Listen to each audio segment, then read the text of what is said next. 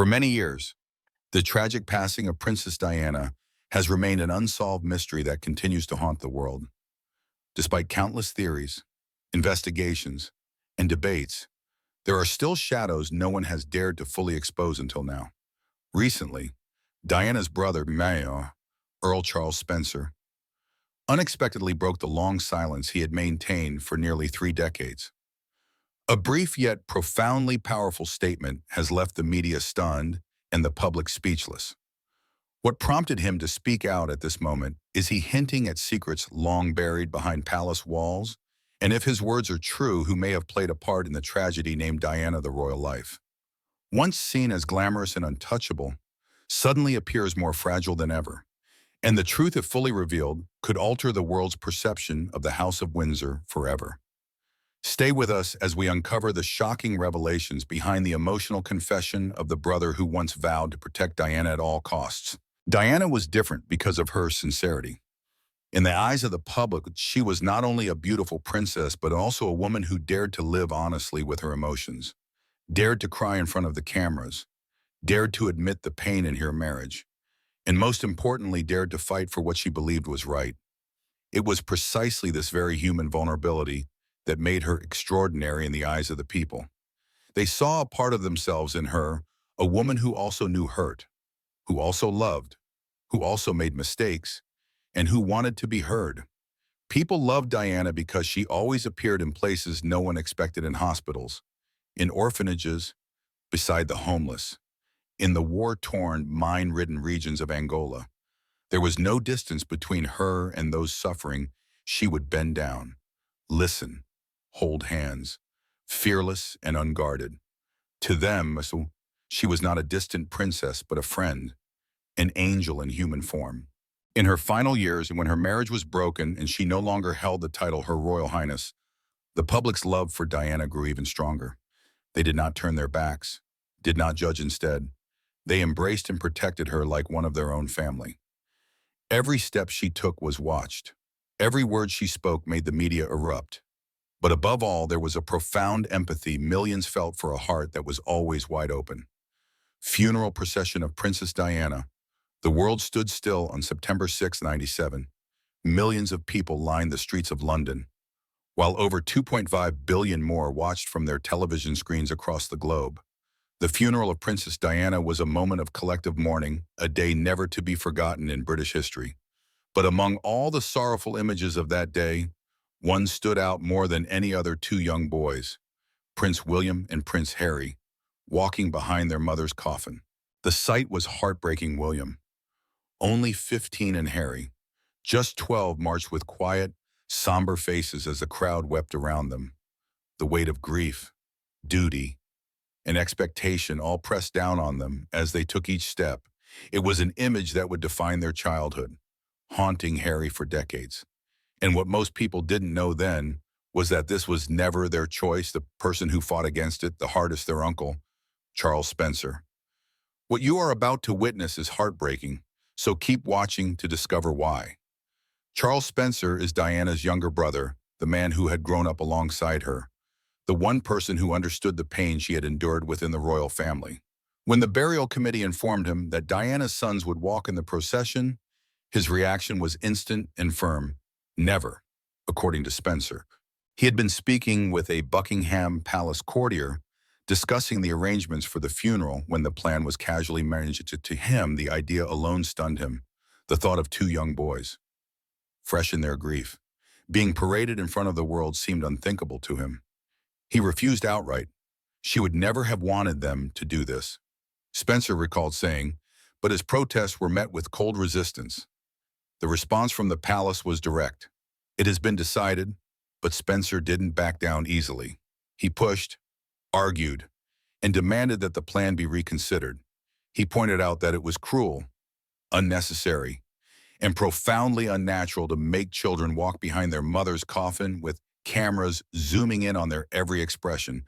But his words fell on deaf ears, and then came the lie.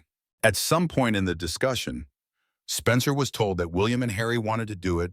That changed everything for him. If this were their decision, then he would not interfere. He wouldn't force them into something they didn't want. So reluctantly, He let the matter go. But the truth finally came out after many years. Prince Harry admitted that they had never indeed been given a choice, they had simply been told what to do.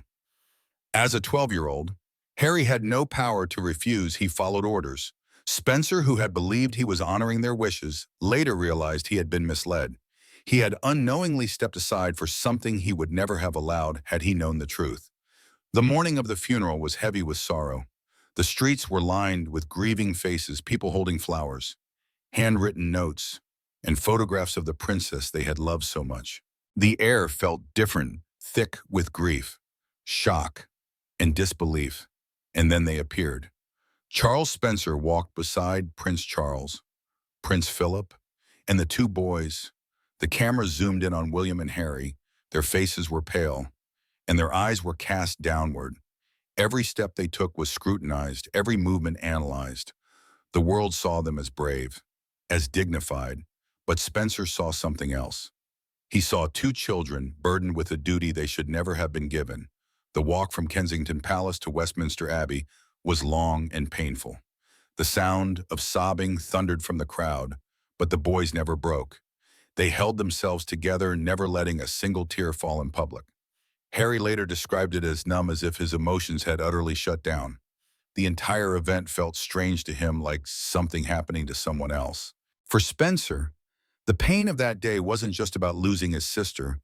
It was about witnessing what he saw as an injustice. He had lost the battle to protect his nephews from this moment, and he knew there was nothing he could do now except walk beside them. But what Spencer did next, it left everyone speechless. Spencer's speech in the beginning as the world watched. Spencer took the podium inside Westminster Abbey to deliver his eulogy. No one knew exactly what he would say. What followed was one of the most potent, direct speeches ever at a royal funeral. He didn't speak about Diana, he spoke for her. Spencer described his sister as the most hunted person of the modern age. He blamed the media and the institutions that had failed to protect her. The royal family listened as he spoke words that cut deep. The Queen remained emotionless. Prince Charles showed no reaction, but the rest of the world heard exactly what Spencer was saying. Then came the moment that made headlines around the world.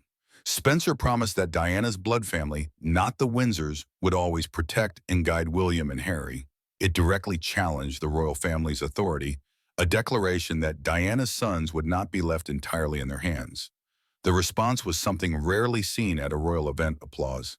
The crowd inside the Abbey, which included dignitaries, celebrities, and political figures, broke into spontaneous clapping.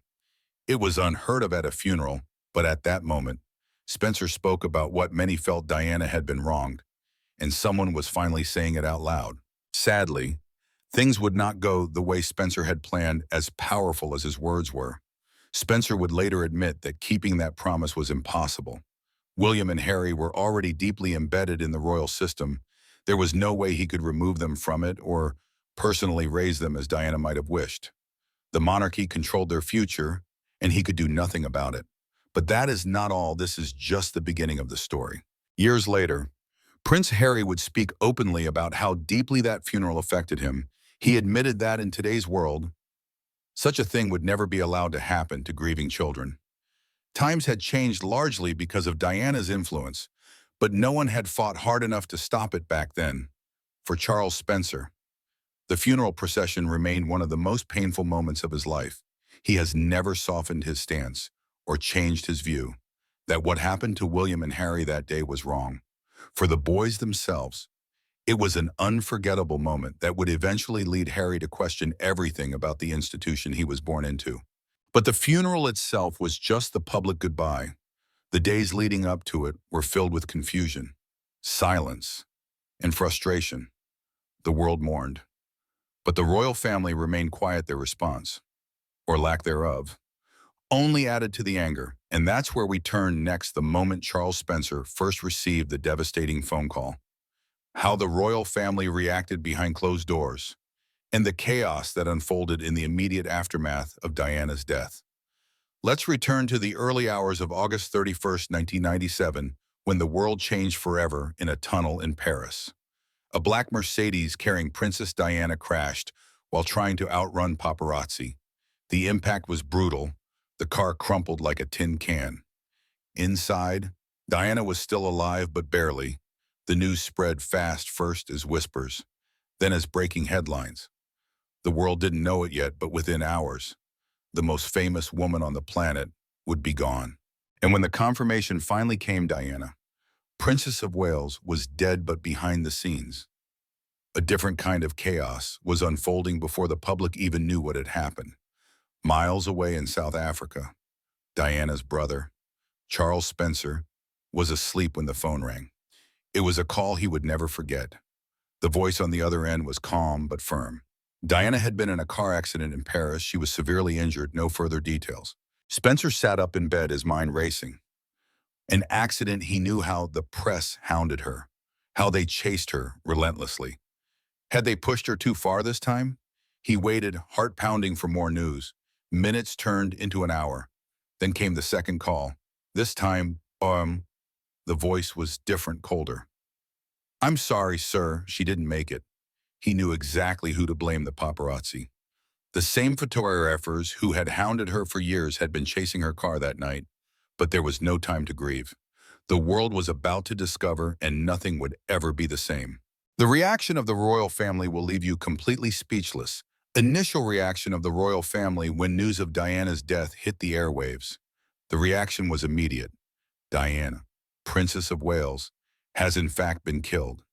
People poured into the streets in tears. Grown men, women, and children sobbed openly, their faces buried in their hands. Outside Buckingham Palace, outside Kensington Palace, everywhere Diana had ever touched, flowers piled up by the thousands. It wasn't just mourning, it was heartbreak. But something strange was happening at the top. The royal family was silent through it all, for hours, then days. There was no public statement, no national address. There was no sign that they were mourning with the people. Instead, they remained at Balmoral Castle in Scotland, hidden from view. At first, people assumed they were in shock, but as time passed, the silence felt like something else. It was indifference. Why wasn't the Queen saying anything? Why wasn't the flag at Buckingham Palace lowered to half-mast? Why weren't Charles and the boys in London? The anger started to rise. The newspapers, usually respectful of the monarchy, turned against them. Headlines screamed betrayal. "Your people are mourning. Where are you? What do us you care?" The British public felt abandoned. This was Diana, the woman they had loved, the people's princess in the monarchy. It seemed, didn't know what to do. While the world demanded answers, two boys were suffering in silence. William and Harry were in Balmoral when they were told. Their father, Prince Charles, had to sit them down and explain their mother had died in a car crash. She wasn't coming back. Harry, just 12 years old, asked the same question repeatedly. Is she gone? They had last spoken to her on the phone the day before. It had been a quick, casual conversation. One of those call-you-later moments that now felt unbearable. They would have said so much more if they had known it was the last time. In those first few days, they were kept from the public eye. They stayed at Balmoral, surrounded by their father, grandmother, and a royal family not known for showing emotion.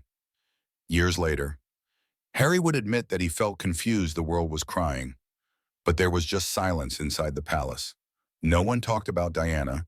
No one comforted them the way they needed, but that is not all. Outside, the pressure on the royal family kept growing.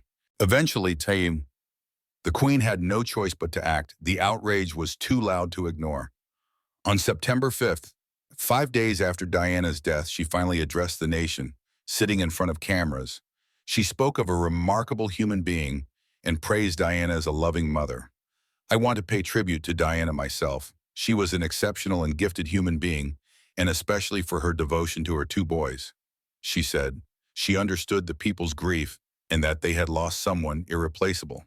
But was it too late for many? Yes, by then, the damage had been done. The monarchy had looked out of touch, cold and distant, at a time when warmth was needed most. Diana's death revealed a gap between the royal institution and the people it was meant to serve. Even after the Queen's speech, resentment lingered. People had seen the difference between Diana and the royals for years. She was one of them, open and human. The monarchy, they were something else, untouchable, removed. And now, In the wake of her death, that divide had never been clearer. Diana was gone, but her impact was far from over. The funeral was coming, and with it, one of the most painful, controversial moments in royal history, the decision to make William and Harry walk behind her coffin. It would be a moment that changed them forever. Remember, we mentioned earlier that this was a decision that not everyone agreed with, and one man, in particular, fought to stop it. Charles Spencer. Spencer's fight to keep the boys away from the coffin was a far-reaching one and didn't stop after the burial. And that's where we go next, the battle between Charles Spencer and the royal family over the fate of two grieving boys. Things are about to get a lot more interesting. Tick with us. Criticism of the royal family. Charles Spencer never stayed silent about what he saw as the royal family's failure in Diana's life and death. From the moment she married Prince Charles, she was thrown into a system that didn't protect her, and even after she died, Spencer believed that same system continued to fail her. His anger was more than personal, it was public. And if you think it ended after the burial, you are wrong. Over the years, Spencer spoke out in interviews refusing to let people forget the suffering his sister endured. Spencer always made one thing clear. Diana was never truly accepted by the royal family. She had gone from being a 19-year-old girl full of life to a woman trapped in a cold, rigid system. She was expected to smile, follow the rules, and ignore her pain. And when her marriage to Charles fell apart, she was pushed further away. That Spencer repeatedly said that Diana had been cast out, left to deal with a life of constant media harassment without the protection she should have had. Even after her divorce, she was still the mother of the future king. She was still one of the most famous women in the world. Yet, instead of keeping her safe, the royal family distanced themselves. Spencer was furious about this. He made it clear in multiple interviews that they knew the press was hunting her. They knew she had no proper security, and yet, they did nothing. The result, a woman who was constantly running, and on August 31st, 1997, that running finally caught up with her. If there was one moment that defined Spencer's anger, it was his speech at Diana's funeral, standing in front of a grieving nation.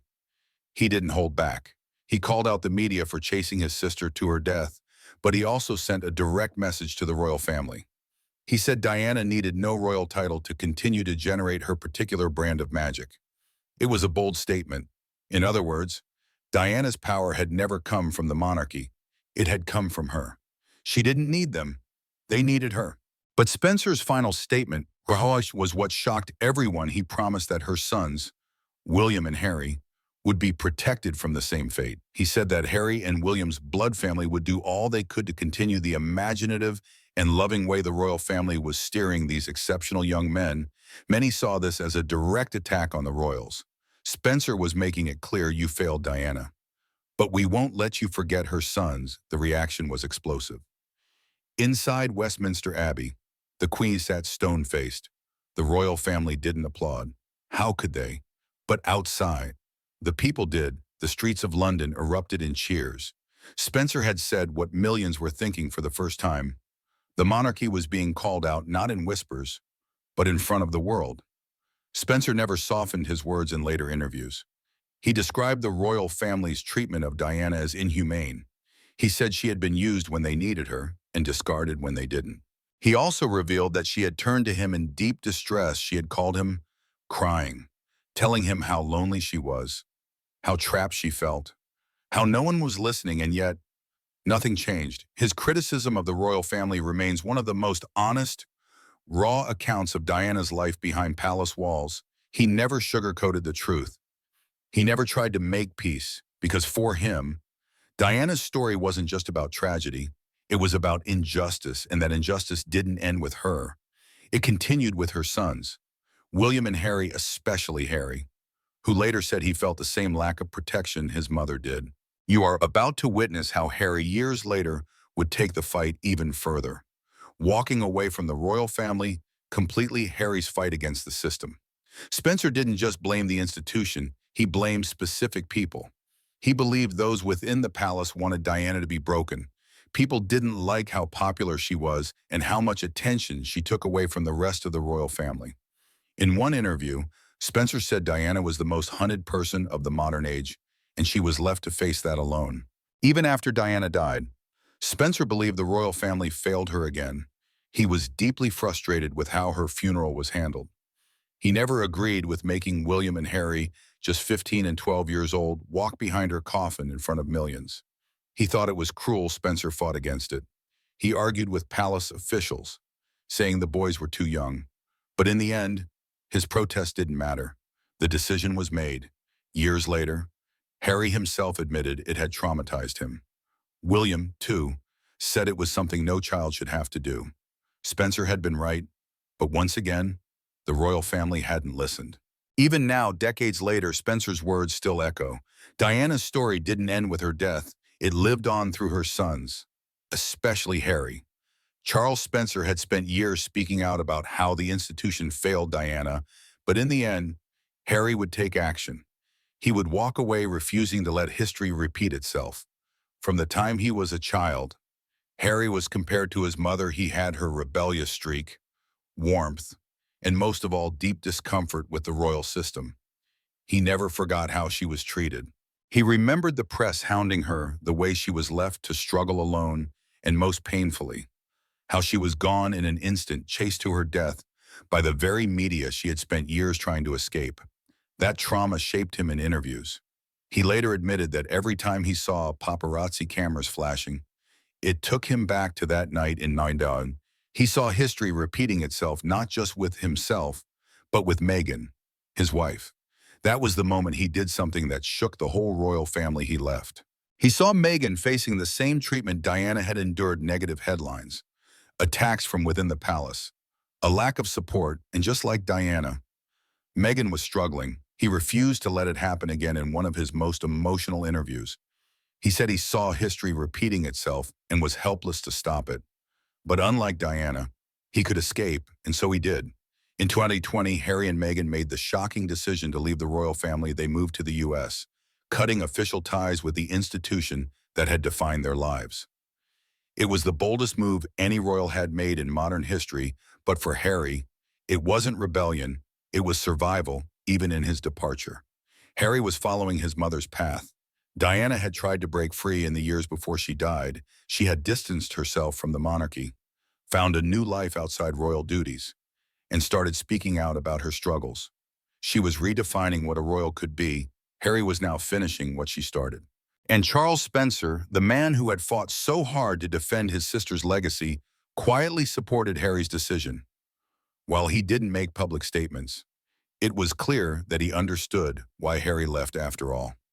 He had spent decades criticizing the same system Harry was now rejecting.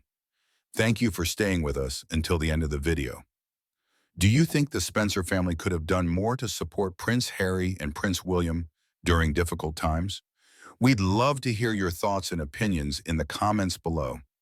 If you found this content interesting and helpful, don't forget to like, share the video, and subscribe to our channel so you won't miss more captivating stories about the royal family. Also, be sure to click on the video appearing on your screen right now. You're sure to enjoy it. Thank you once again for spending your time with us, and we look forward to seeing you in the next videos.